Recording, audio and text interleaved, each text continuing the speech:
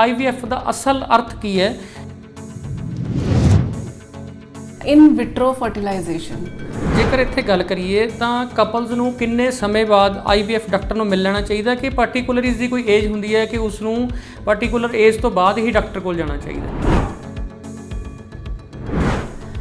देखिए, एज से ज़्यादा मैरिड लाइफ मैटर करती है। अगर आपने 1 साल तक अच्छे से विदाउट कॉन्ट्रासेप्टिव ट्राई किया है प्रेगनेंसी के लिए और कोई रिजल्ट नहीं आया है तो आपको एक IVF डॉक्टर के पास जाना चाहिए। ਕਿਸੇ ਖਾਸ ਬਿਮਾਰੀ ਕਾਰਨ ਜਿਹੜਾ ਮਰੀਜ਼ ਹੈ ਉਹ IVF ਤੋਂ ਵਾਂਝਾ ਰਹਿ ਸਕਦਾ ਹੈ ਕਿਉਂਕਿ ਅਕਸਰ ਦੇਖਿਆ ਗਿਆ ਕਿ ਸ਼ੂਗਰ BP ਇਸ ਤਰ੍ਹਾਂ ਦੀਆਂ ਹੋਰ ਜਿਹੜੀਆਂ ਨਾਰਮਲ ਬਿਮਾਰੀਆਂ ਨੇ ਉਹ ਆਮ ਆਦਮੀ ਦੀ ਜ਼ਿੰਦਗੀ ਦੇ ਵਿੱਚ ਹੁੰਦੀਆਂ ਨੇ ਕਿ ਉਹ ਜਿਹੜੀਆਂ ਲੇਡੀਜ਼ ਨੇ ਜਾਂ ਜੈਂਟਸ ਨੇ ਕਿ ਉਹ IVF ਤੋਂ ਫਿਰ ਵਾਂਝੀਆਂ ਰਹਿ ਜਾਂਦੀਆਂ ਨੇ।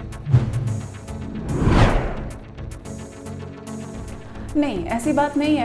शुगर का मरीज़ भी हम उसको दवाइयों पे डालें, डाइट कंट्रोल करें, शुगर कंट्रोल करें तो वो प्रेगनेंसी कंटिन्यू कर सकते हैं, तो इलाज कराया जा सकता है। ਅਹਿਮ ਸਵਾਲ ਹੈ ਕਿ ਕਿਸ ਤਰ੍ਹਾਂ ਦੇ ਲੋਕ ਜਿਹੜੇ ਨੇ ਤੁਹਾਡੇ ਕੋਲ IVF ਲਈ ਆਉਂਦੇ ਨੇ ਕਿ ਪਾਰਟੀਕੂਲਰ ਕੋਈ ਬਿਮਾਰੀ ਦੇ ਨਾਲ ਸੰਬੰਧਿਤ ਤਾਂ ਵੀ ਇਲਾਜ ਉਹਨਾਂ ਦਾ ਹੋ ਜਾਂਦਾ ਹੈ।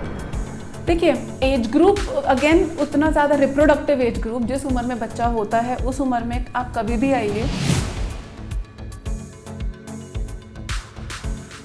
जी डॉक्टर साहब, जेकर ਅਸੀਂ ਗੱਲ ਕਰੀਏ ਕਿ ਜਿਸ ਤਰ੍ਹਾਂ ਮੈਂ ਪਹਿਲਾਂ ਮੇਰਾ ਸਵਾਲ ਸੀਗਾ ਕਿ ਲੋਕਾਂ ਦੀ ਸੋਚ ਹਜੇ ਵੀ ਪਿੱਛੇ IVF ਨੂੰ ਲੈ ਕੇ ਕਿ ਉਹ ਤਾਂ ਹੈ ਕਿ ਉਹਨੂੰ ਮਹੀਨਿਆਂ ਹਸਪਤਾਲ ਦੇ ਵਿੱਚ ਗੁਜ਼ਰਨਾ ਪੈਂਦਾ।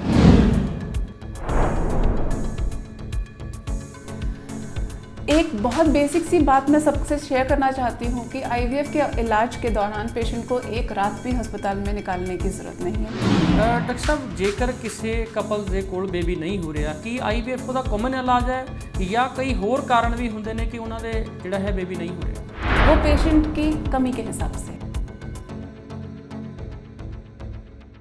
सत श्री अकाल जी, स्वागत है जी तुहाडा होस्ट पंजाब TV ਦੇ ਵਿੱਚ ਤੇ मैं हाँ अरविंदर सिंह।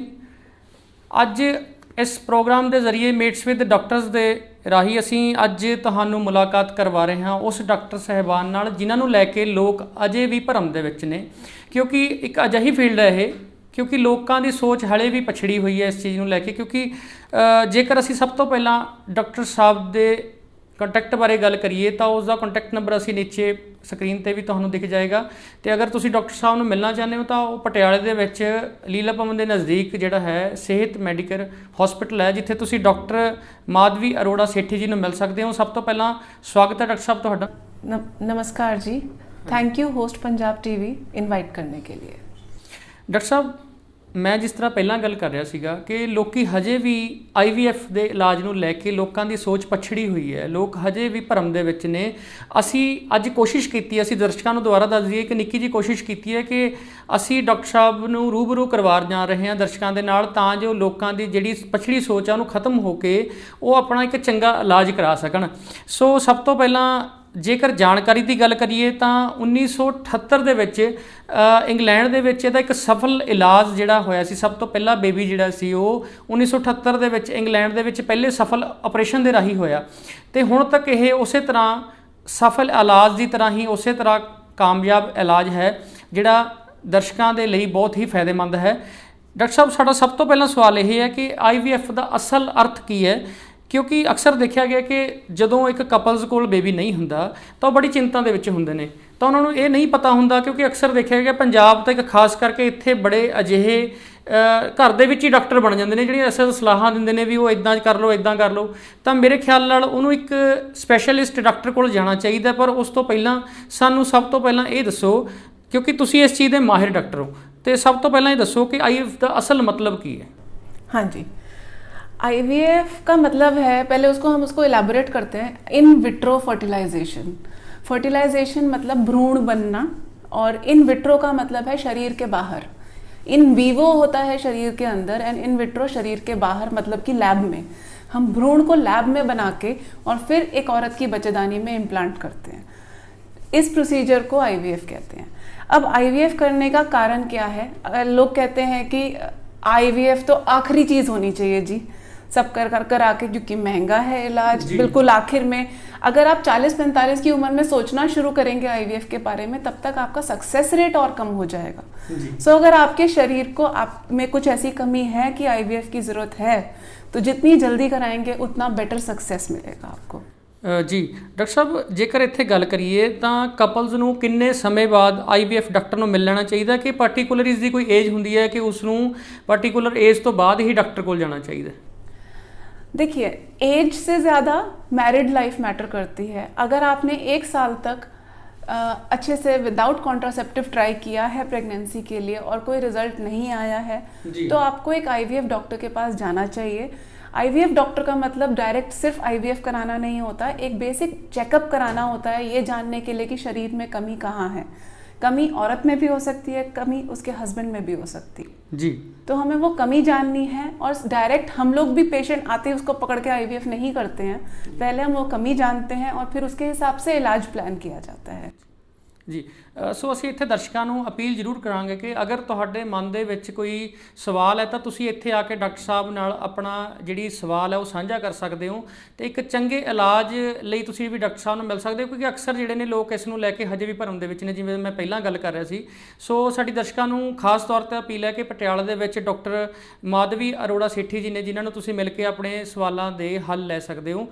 ਸੋ ਅਗਲਾ ਸਵਾਲ ਮੇਰਾ ਡਾਕਟਰ ਸਾਹਿਬ ਇਹ ਹੈ ਕਿ ਕਿਸੇ ਖਾਸ ਬਿਮਾਰੀ ਕਾਰਨ ਜਿਹੜਾ ਮਰੀਜ਼ ਹੈ ਉਹ IVF ਤੋਂ ਵਾਂਝਾ ਰਹਿ ਸਕਦਾ, ਕਿਉਂਕਿ ਅਕਸਰ ਦੇਖਿਆ ਗਿਆ ਕਿ ਸ਼ੂਗਰ, BP ਇਸ ਤਰ੍ਹਾਂ ਦੀਆਂ ਹੋਰ ਜਿਹੜੀਆਂ ਨਾਰਮਲ ਬਿਮਾਰੀਆਂ ਨੇ ਉਹ ਆਮ ਆਦਮੀ ਦੀ ਜ਼ਿੰਦਗੀ ਦੇ ਵਿੱਚ ਹੁੰਦੀਆਂ ਨੇ, ਕਿ ਉਹ ਜਿਹੜੀਆਂ ਲੇਡੀਜ਼ ਨੇ ਜਾਂ ਜੈਂਟਸ ਨੇ ਕਿ ਉਹ IVF ਤੋਂ ਫਿਰ ਵਾਂਝੀਆਂ ਰਹਿ ਜਾਂਦੀਆਂ ਨੇ? नहीं, ऐसी बात नहीं है। शुगर का मरीज़ भी हम उसको दवाइयों पे डालें, डाइट कंट्रोल करें, शुगर कंट्रोल करें तो वो प्रेगनेंसी कंटिन्यू कर सकते हैं, तो इलाज कराया जा सकता है। चाहे BP हो, चाहे दिमाग की कोई बीमारी हो या और कोई भी मेजर बीमारी हो, हम उसको कंट्रोल करके उसको हम IVF के लिए पेशेंट को तैयार कर सकते हैं जी। डॉक्टर साहब, जेकर ਅਸੀਂ ਇੱਥੇ ਸਵਾਲ, ਮੇਰਾ ਸਭ ਤੋਂ ਅਹਿਮ ਸਵਾਲ ਹੈ ਕਿ ਕਿਸ ਤਰ੍ਹਾਂ ਦੇ ਲੋਕ ਜਿਹੜੇ ਨੇ ਤੁਹਾਡੇ ਕੋਲ IVF ਲਈ ਆਉਂਦੇ ਨੇ, ਕਿ ਪਾਰਟਿਕੂਲਰ ਕੋਈ ਬਿਮਾਰੀ ਦੇ ਨਾਲ ਸੰਬੰਧਿਤ ਤਾਂ ਵੀ ਇਲਾਜ ਉਹਨਾਂ ਦਾ ਹੋ ਜਾਂਦਾ ਜਾਂ ਕਿਸ ਏਜ ਦੇ ਜਿਹੜੇ ਲੋਕ ਨੇ ਤੁਹਾਡੇ ਕੋਲ ਜ਼ਿਆਦਾ ਤੁਹਾਨੂੰ ਆ ਕੇ ਮਿਲਦੇ ਨੇ ਕਿ ਉਹਨਾਂ ਦਾ IVF ਇਲਾਜ होवे? देखिए, एज ग्रुप अगेन उतना ज़्यादा रिप्रोडक्टिव एज ग्रुप, जिस उम्र में बच्चा होता है उस उम्र में आप कभी भी आइए जैसे ज़रूरत है, लेकिन अगर आपको पता है आपके अंदर कमी है तो जल्दी से जल्दी आइए ताकि आपका शरीर भी उतना हेल्दी हो कि हम जल्दी से जल्दी बच्चा कर सकें।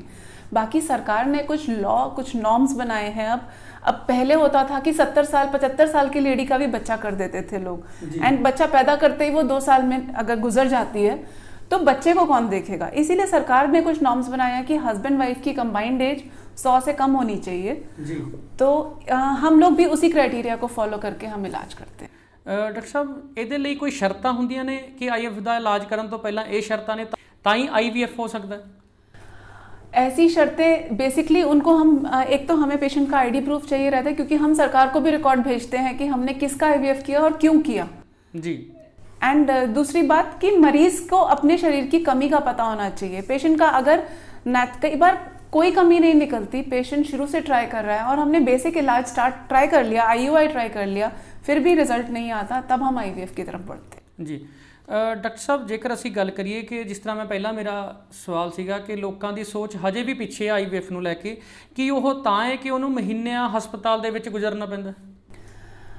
एक बहुत बेसिक सी बात मैं सबसे शेयर करना चाहती हूँ कि IVF के इलाज के दौरान पेशेंट को एक रात भी अस्पताल में निकालने की ज़रूरत नहीं है।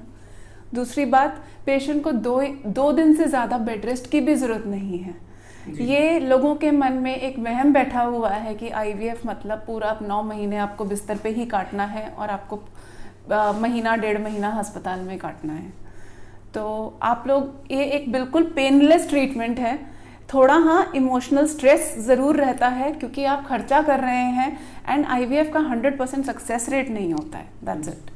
ਡਾਕਟਰ ਸਾਹਿਬ, ਜੇਕਰ ਅਸੀਂ ਦਵਾਈਆਂ ਦੀ ਗੱਲ ਕਰੀਏ, ਕਿਉਂਕਿ ਅਕਸਰ ਕਈ ਲੋਕ ਨੇ ਜਿਹੜੇ ਦਵਾਈਆਂ ਤੋਂ ਡਰਦੇ ਨੇ, ਕਿ ਇਸ ਦੇ ਵਿੱਚ IVF ਲੈਣ ਤੋਂ ਪਹਿਲਾਂ ਕਾਫੀ ਲੰਬਾ ਸਮਾਂ ਜਾਂ ਉਸ ਤੋਂ ਬਾਅਦ ਕਾਫੀ ਲੰਬਾ ਸਮਾਂ ਦਵਾਈਆਂ ਖਾਣੀਆਂ ਪੈਂਦੀਆਂ ਨੇ, ਜਾਂ ਉਹ ਕੁਝ ਸਮੇਂ ਦਾ ਇਲਾਜ ਹੁੰਦਾ है? दवाइयों में भी 2 चीज़ें होती हैं, एक होती है दवाइयाँ और दूसरा होता है आपके शरीर के लिए सप्लीमेंट। अगर आप अपनी डाइट और अपना एनवायरनमेंट सब कुछ अच्छा रख रहे हैं, आपको उन सप्लीमेंट्स की भी उतनी ज़रूरत नहीं है। हम एक मिनिमम बेसिक सप्लीमेंट देते हैं।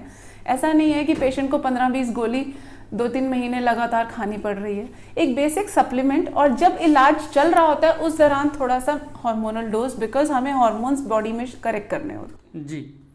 ਡਾਕਟਰ ਸਾਹਿਬ, ਜੇਕਰ ਕਿਸੇ ਕਪਲ ਦੇ ਕੋਲ ਬੇਬੀ ਨਹੀਂ ਹੋ ਰਿਹਾ, ਕੀ IVF ਉਹਦਾ ਕਾਮਨ ਇਲਾਜ ਹੈ ਜਾਂ ਕਈ ਹੋਰ ਕਾਰਨ ਵੀ ਹੁੰਦੇ ਨੇ ਕਿ ਉਹਨਾਂ ਦੇ ਜਿਹੜਾ ਹੈ ਬੇਬੀ नहीं हो रहा?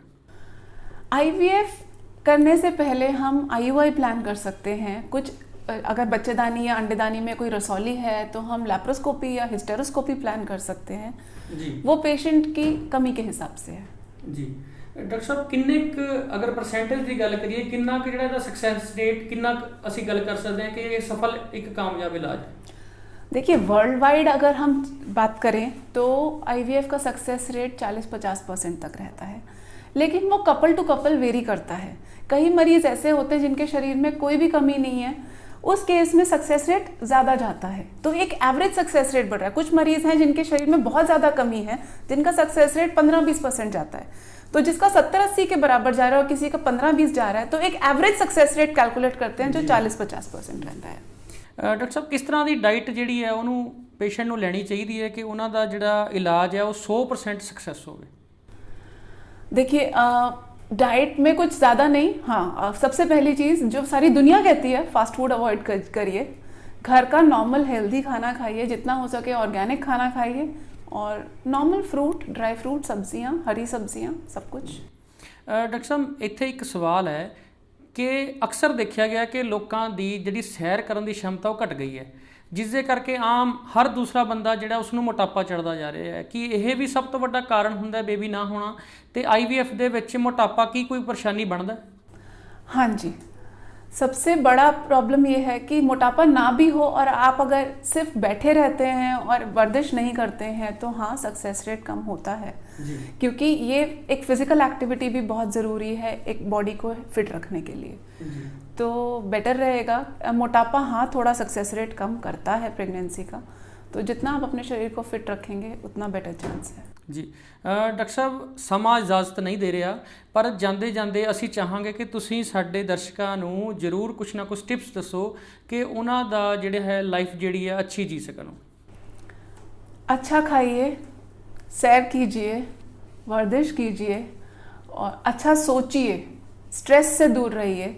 और अगर कोई चीज़ आपको दिक्कत कर रही है, अगर आप प्रेगनेंसी के लिए नेचुरली कोशिश कर रहे हैं और रिजल्ट नहीं मिल रहा तो घर पे मत बैठे रहिए, प्लीज़ हेल्प लीजिए जी। बहुत बहुत शुक्रिया डॉक्टर साहब।